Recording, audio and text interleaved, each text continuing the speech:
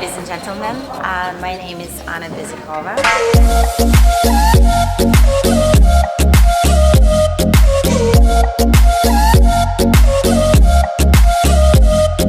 And today I'm gonna give you a few tips. We're gonna speak about pram dancing, ladies pram dancing in particular.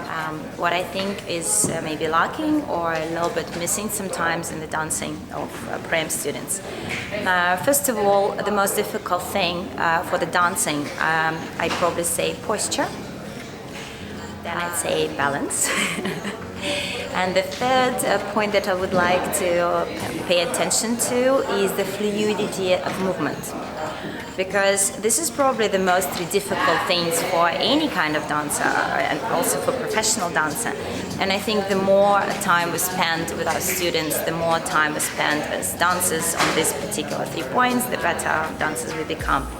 So talking about posture, there are so many ways of explaining how we produce a beautiful posture, but usually I would be thinking not only when people speak about posture, they speak about the upper part of the body.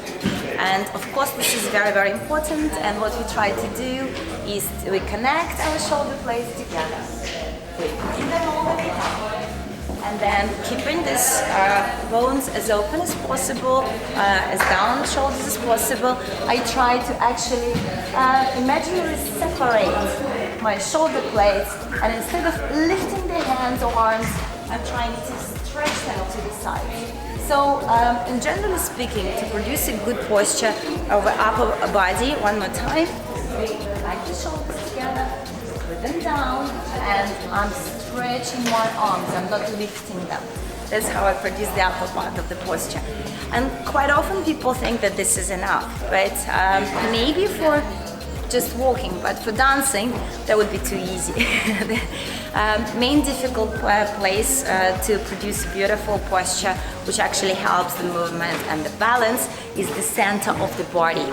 And there are so many versions when you ask this question on group lessons, for instance. It's like, where is your center of the body? There are many, many versions.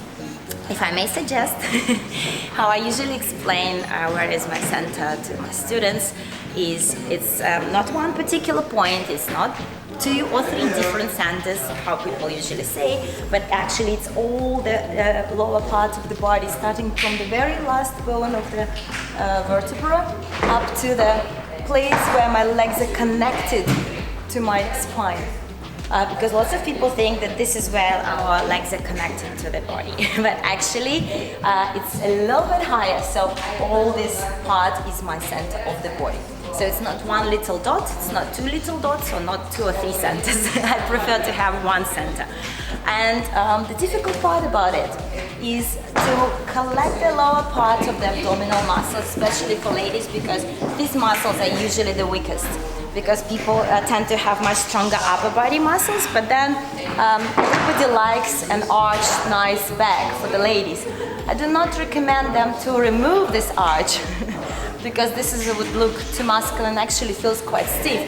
But I would certainly recommend to lift the lower part of the center much higher. And if I then place myself on the leg, I would still keep my arch at the back. So it will be not completely flat. This is not what I'm doing. I cannot breathe right now, like in this position.